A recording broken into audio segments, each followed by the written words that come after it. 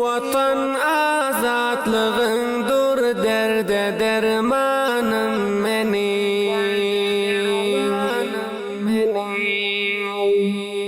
Sen üçün cevlanadır tende aziz canım benim.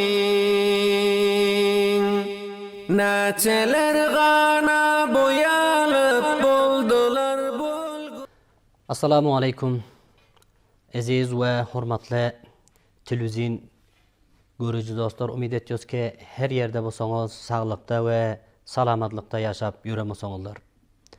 Bilşiňiz ýany hurmatly görüjilerimiz ve dinleyijilerimiz, bugün hem bir ýaxşy mawzular bilen sizleriň üýleriňizde mehman bolup bugünkü Ülkedaş Sesi bernamasyny hem sizlere hoş geldiňiz diýoz. Umid ediyoruz ki bu bernamamızı uwandan ta ahirneçe izlap barsaňyzlar. Ve bir salamy has hem ol jawarlarymyz ki bizleri Afganistan ülkemizin daşarsında ijtimai safalardan Facebook arkaly, YouTube arkaly bizlere izliyorlar. Bulara hem alayda has salamlarymyzy takdim ediyoruz.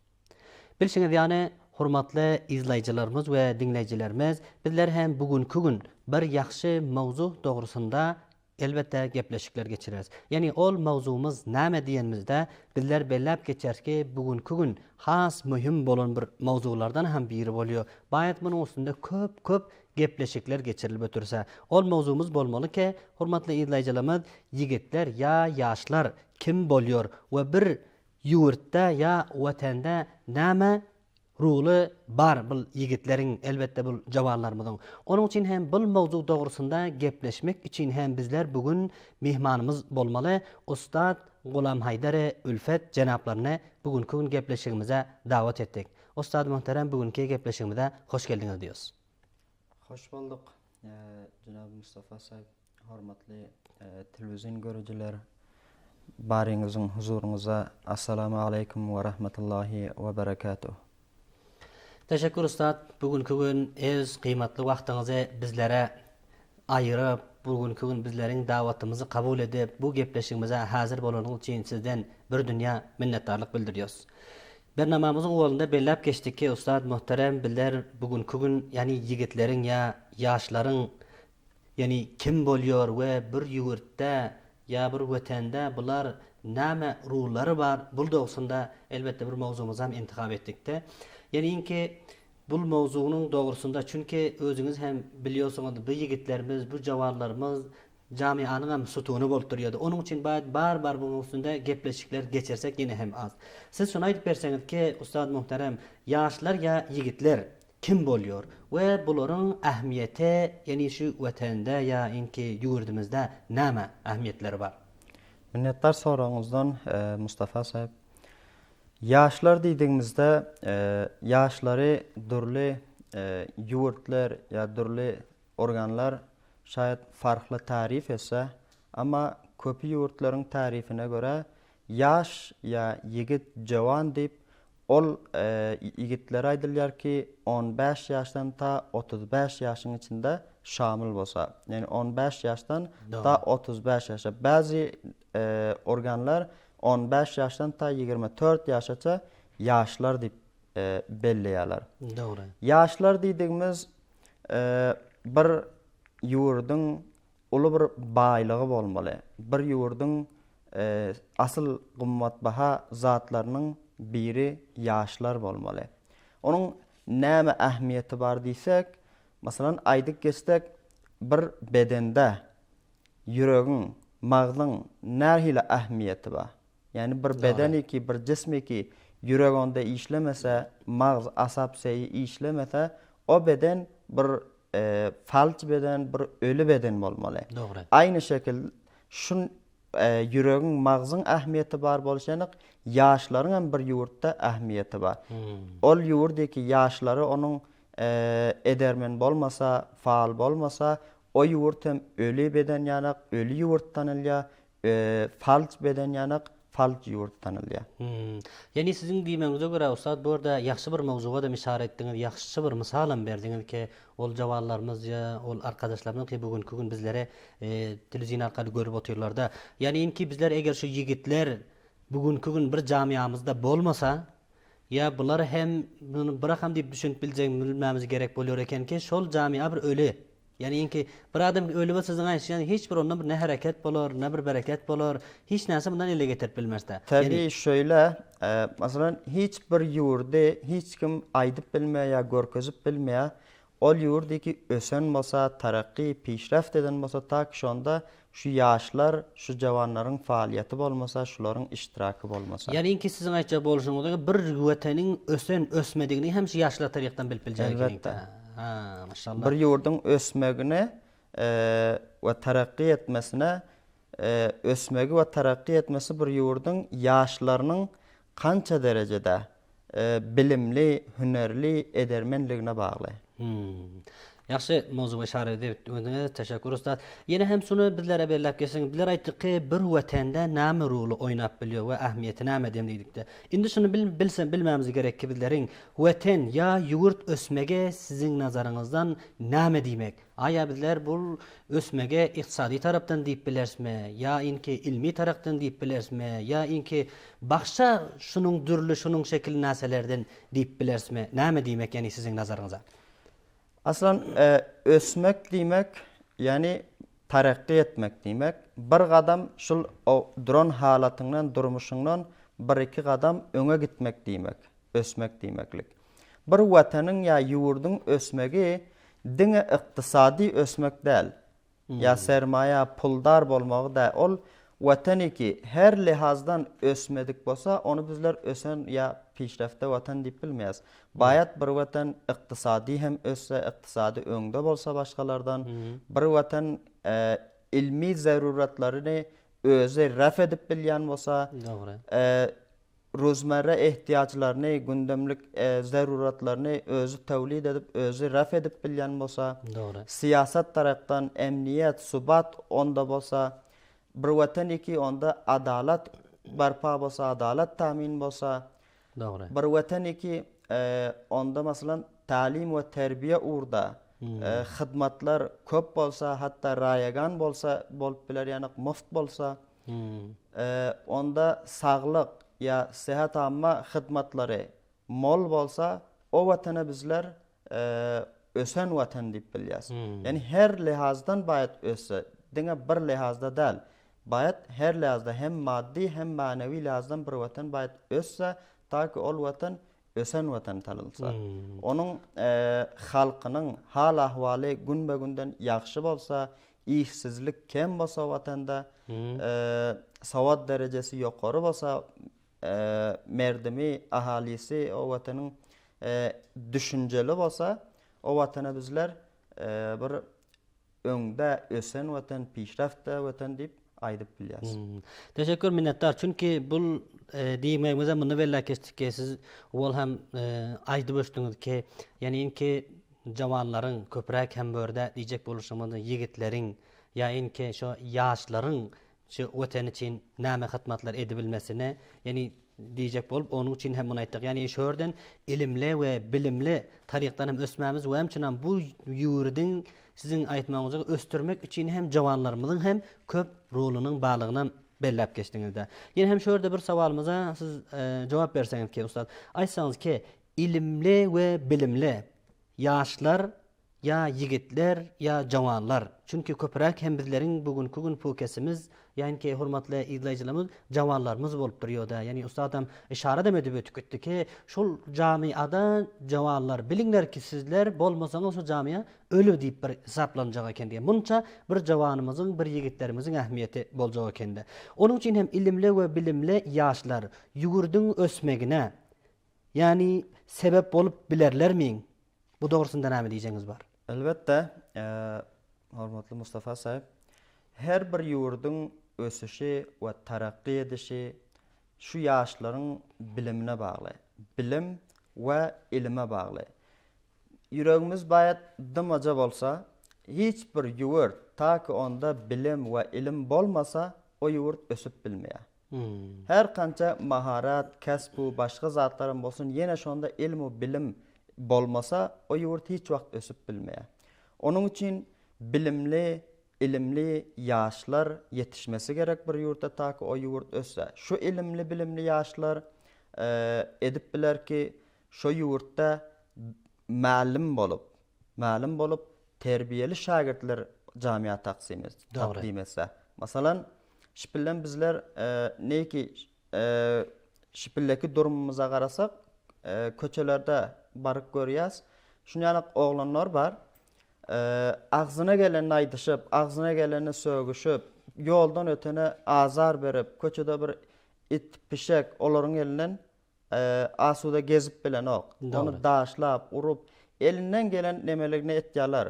Ama şol oğlanları görsek, şol oğlanlar ya mektebeden baryandır, ya medreseden okuyalar.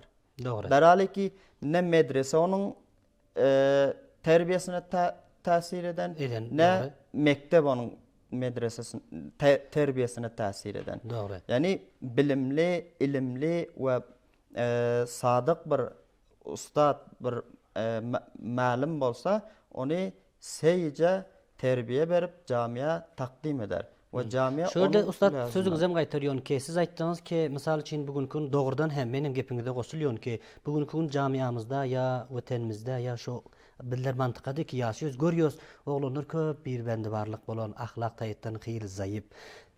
Bawjudy ki siz aýtdyňyza gara bular mektebeden barsa, medreseden barsa, näme üçin şol medrese bilen mektebiňe täsiri bolup bilmiyor?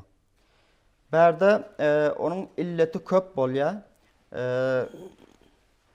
Yani şayet yaxşı mälimlerimiz hem bolsa, yaxşı mevle sahiplerimiz hem bolsa, mollagalarımız hem bolsa, olaryň üstüne men bahs etjek däl. Doğru. Olar bilen işim yok, alayda dursunlar. Ýöne fisedi alyp görsek, köpürrak mälimlerimiz, köpürrak müderrislerimiz ya mevle sahiplerimiz ki şolara terbiye berýär. Olar ya şu çağalaryň öýü bilen hemahangda, ya öýü çağalara medrese we mektep bilen hemahangda. Doğru. Öýden çykyp gaýtdan mektebe diýip, mektepden mektebe barman ya medrese barman köçede oýnaýarlar. Birek bilen irtibat alyp bilen oklar. Onun için aslında gep işaret etdiniz. Onun için bu çağalar köçede oynap bir terbiye bolup yetişýärler. Doğru. Başgadam onun sebebi köp bolup bilýär. Ya şu mälimimiziň, ya şu mevlevi sahibimiziň çağa terbiye berere wagty bolmasa, iktisadi müşkili bardyr ya başga bir müşkili bardyr. Ol şaýat gün güzarany bilen masruf bolsa, näki çağa yetişdirjek bolup onuň bilen masruf bolup dursa. Doğru, doğru. Yankı savalyňyza başgadan bir iki nukta aýdyp geçmek isleýärin. Masalan, eger bilimli, ilimli ýaşlar eger yetişdi biziň nemämizde, şu ýaşlar däkler bolup, ýaxşy hyzmatlar jamiýa edip biler. Takdim edip biler. Masalan, şu bilen bu durumumuzdaky däklerler ýanakda ki, tawabatdan tijaret şekilde istifade etseler. Masalan, bir zat alýarlar 10 rupiýa, 20 rupiýa, 30 rupiýa satýarlar. Ya bir meriz taki puldar bolmasa ya bir kudretli bolmasa, hiç kim onun kısasından bolanok. Meriz klinik bar ya şefahana bar ya ölüp yatasın. Yanından mutahassisler öter geçer. Yöne ona garamaya, tavajjuh etmeye ki sen ne haldasın? Doğru. Ne çünkü pulsuz. Yeke talim muhim da bir yerde yaş bilimli ilimliler şul camiada terbiye berip hem becerip başarmaly. Doğru. Yani için yeke talim alıp mutahassıs bolandan terbiyen bolmasa ol yatan merize garap bilmeýäsiň. Ya injinier bolup. Injinier bolup ýaxşy serekler oňarmaly, ýaxşy tamirler oňarmaly. Neki bir bilen kararda zat etýäsiň 10 santy konkret taşlajak diýip onuň deregine onuň gözüne vur 5 santy konkret taşlaýdy. 2 gün ötmän sonra pes harap bolýar. Bel ya. Bu hyzmatlar bilen yaş bilimli, ilimli we ahlakly ýaşlarymyz bir weteniň ösmegi barasynda hyzmat edip bilerler. Teşekkür ustad, minnetdar. Sağ olun. Ustad muhterem ýaxşy mawzulara işaret edip ötdüňiz ki, taýin ki hormatly izleýijiler hem siziň bu dürdäne sözleriňizden inşallah köp mafhumlar alandyrlar. Ýani ki kem gep bilen jany gepe işaret edip ötýärsiň. Waqiýan hem nokta bu nokta adam bu mawzular dinlemese, birini dinlemesen izindahyny adam gaçyrman biler de. Onuň üçin bu dürdäne sözleriňize köp faydalandı. Umid ediyoruz ki görücülerimiz hem izleyicilerimiz hem inşallah faydalanandır deyip. Yine hem şurada bir mavzuğa işaret edip ötseniz, ayıp bersen ki yaşlar dedik kibirler, köpürek, yigitler dedik.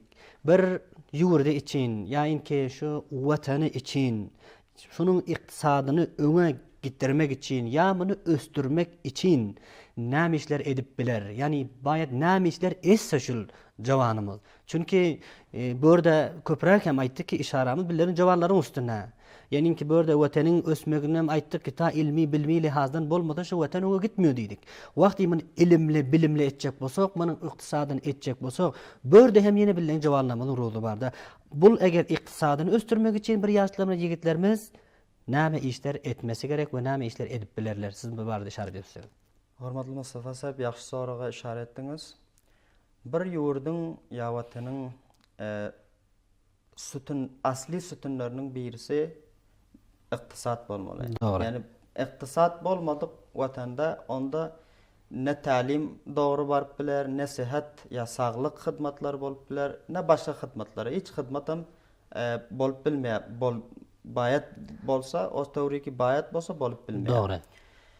Burada da watanyň iktisadyny öňe gitmek, östürmek rolda hem ýaşlaryň rolu bar. Näme üçin diýende bir ýurdyň işlejek güýçli hyzmat etjek ferdi kim bolmaly? Ýaşlar bolmaly. Ne çağa işläp bilýär, ne garry işläp bilýär. Doğrudan. Biz ýaşlar baýdy işetse. Bäli, bäli. Bir watanyň ekinçiligini etjek ýaşlar, maldarçylygyny etjek ýaşlar, san'atyny şirket oňarjak, fabrika ýöretjek. Bular hemmejini etjek Yaşlar. Ýaşlar. Wagtyki ekinçiligi dogry bolmasa bir ýurdyň, wagtyki maldarçylygy dogry bolmasa, sanaty dogry bolmasa, öz ihtiýagyny özü tewlid edip bilmese, daşardan hemişe getirseler, ol ýurdyň iktisady hiç wagt düzelmeýär, oňarylmaýar.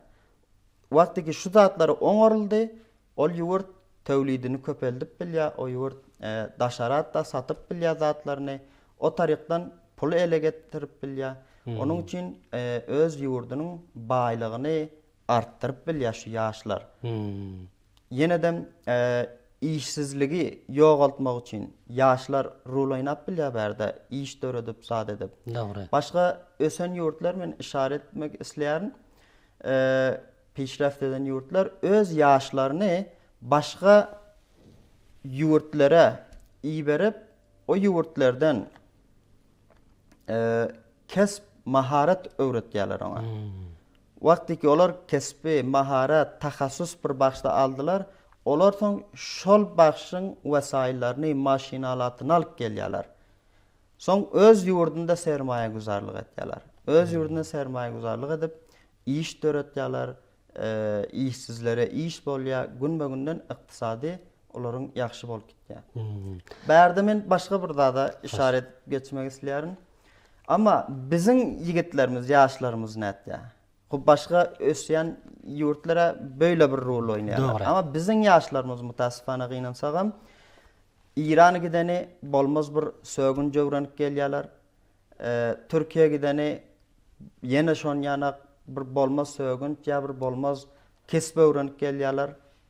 Olar wagtyki o ýandan gelýärler, ikili burnunda. Yani eli boş gelýärler. Hatta bir jamiýanyň derdine yaramana bir ýany goýun, o jamiýamyza gelip ýene de möýüzi ýük bolýar. Onun üçin hem men hormatly aziz jawanlarymyza ki daşary ýurt gitýärler, olara seslenýäryn telewizyon arkaly. Hormatly ýaşlar, edermen yigitler. Sizler wagtyki musafir bolup gitýärsiňizler, daşary ýurtlarda işleýärsiňizler, wagtlaryňyzy heder bermeň. Musafirligiň özü ansat bir iş däl. Hazreti Firagynyň aýdyp geçişýänek, ya dillerde musafirlik çekenden orta sökte horlas adam il ýaşy. Ya Hazreti Nawawi aýdyp geçýär ki, gurbatda garyp şadyman bolmasymyş, il oňa şafiq we mehriban bolmasymyş. Altın kafas içre gyzyl gül bolsa, bülbüle tikendek aşýan bolmasymyş diýär. Yani her kança ýaxşy ýerlerim bolsun, ýenedem sizlere şu watanyňyz ýanak, şu ýurt ýanak yurt jay bolmaya. Onun Bolmaya, için hem dakikan. daşarı yurt gidip gül ömrüňizi kül edip işleýäsiňizler, pullarınızı zahire edin, wagtlaryňyzy zaýalamaňlar. Şo ýerde bir kesip öwreniňler, bir maharat öwreniňler. Özlerinizi şol urda ýaxşy ýetişdiriňler. Wagtyky sermaýaňyzy üýşürdiňiz, özleriniz bilen bir maşinalar, wasaýl alyp gelip bir ýerde sermaýa guzarlyk ediňler. Meniň ýaşlara aýtjak paýamym şul. Yaxşı, menim goşulýan paýamlaryňyzda wagyan hem ýigitlerimiz bugünkü gün atadan, eneden uzakda, o ülkedeki aýtsaňyz erteden akşama gülleriň astynda bul agyr işlerde işliyorlar. Bayat munyň mukabilina hatmen bir yaxşı bir hasyl ele kelseler-de. Ustad, bu ýerde bir mawzugy ýene hem işaret edip siz işaret edip ötseňiz, aýtdyk ki bizler gerçenki bahsimiz yani ki yigitler, jawanlar, ama şuna raf diýorak bir sawal zehnimize geldi-de. Yani siz aýdyp berseňiz ki bugünkü gün jawanlarymyz aýtdy ki daşary ülkelere gitseň bazylary öyle bir amatly bir jawan bolup bolanýoklar. Hemmesine hitap edemiz ýok bu yigitlerimiziň, ama bazylaryna yaxşylaram ba janyň gurban etseň ýolunda munça yigitlerimize. Ama köpräk bizleň jamy amda şunda. Şunuň üçin hem baýat her näsen owal tahdabyny işlemesi gerek-de.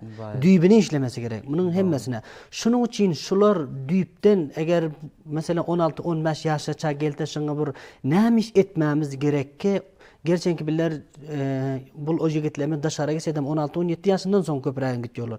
Şuňa gelinçe düýbine näme üstüne baýat jigitlerimiz, yani mesela mana siz bizler ýan jawanlarymız kişikleri ki 16 ýaşdan aşaklarda bolsa näme üstüne işlesek bularyň ki tabylar amatly ýaxşy bolar ýani.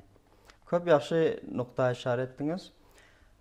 Owalky bernamalarda da aýdyp geçdim. Bulary dogry ýetişdirjek bolsak, diňe talim we terbiýe. Talim, terbiýe bolmasa, her ýere gitseler hem o ýerniň muhitinden, şaraýatyndan mutassir bolup, olar aýlanyp bilýärler, özlerine bir zindegisine, işine müdiriýet edip bilmeýärler. Onun üçin wagtlaryny, pullaryny zaýalaýarlar. Teşekkür ustad, çünkü wagtlarymyz kemelip barýar-da. Ýene ahirde bir sawalymız bar. Muny hem sorýarsoň, gynansak da wagt ahir bolmagy üçin bernamamyzy bilen hydaýarlyk etsek-de. Ýani ki köpräk hem yigitleriň we munyň rullary ykdysady tarapdan näme iş etjek, ilmi tarapdan näme iş etjek, hemmesini biran bizlere beýan etdiňiz. Hususan hem ol aziz ülkedaşlarymyz ki siz biz bugünkü gün bernama ülkedaş sesi bernamasyny ýyglap gelip oturýarlar-da.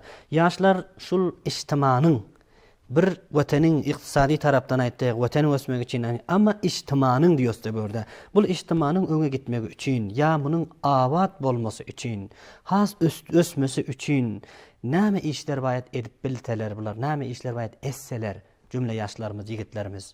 Köp ýaxşy nokta.